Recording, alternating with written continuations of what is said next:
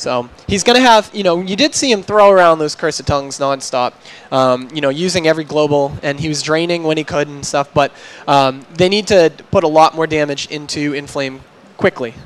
Wouldn't it be possible as well to try and go for a switch, a poly on Inflame, and then try and burst down the Warrior with the, the shadow combos? You definitely could, but that if they can land, if they can land, proper crowd control on the Druid. Because they need to be able to, but they can switch up their polys between both the Warlock and the Warrior.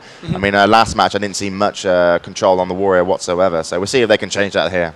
There we go. Okay, see, Sanchez this time definitely got, but then he gets bounced on. So he's going to stick right on Inflames, and this is going to be, it's going to make a pretty big difference here. Yeah, and Inflame actually used his trinket to try and kite away from Sanchez, but Sanchez is going to catch up, and he's already, it looked like I'm not sure, he's used his Shadow Step nice and early. There comes a Cloak of Shadows as well, and some damage coming out onto Inflame, but it's not much, and it's Sanchez who's taking so much more damage. And as they look at the switches, but look at the healths of the team of alternate ATACs. All of them are down to about half health. Yeah, Hogas is just falling behind and healing. He's spell locked right now, Death Coil on top of it. This isn't good for the team. And we switch over to him, and surely this flash heal is going to connect, as the Warrior was very luckily pummeled.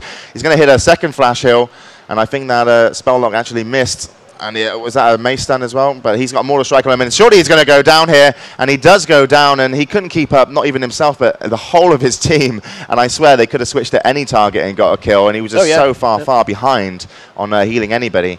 Has he bound Prayer of Mending? We saw it a bunch, but they were just so out of position. Sanchez was chasing Inflames around the pillar, fell behind in life, and then you had constant crowd control on the Priest in the center of the arena. So I don't know if... You saw Inflame use his trinket to go around the pillar, and I thought he was actually just going to do it to avoid any damage from the Rogue, but actually it looked like, because when the Rogue came round, he actually stopped and let the Rogue come, and it looked like to slow the Rogue and do damage when the Priest wasn't there. So, no, we don't have combat logs or anything like that in this arena, so we did see the animation for the blind come out on the Rogue used it, and I do believe they used it on the Warrior, but there was a Frost Nova right on top of it, so I think they broke the blind.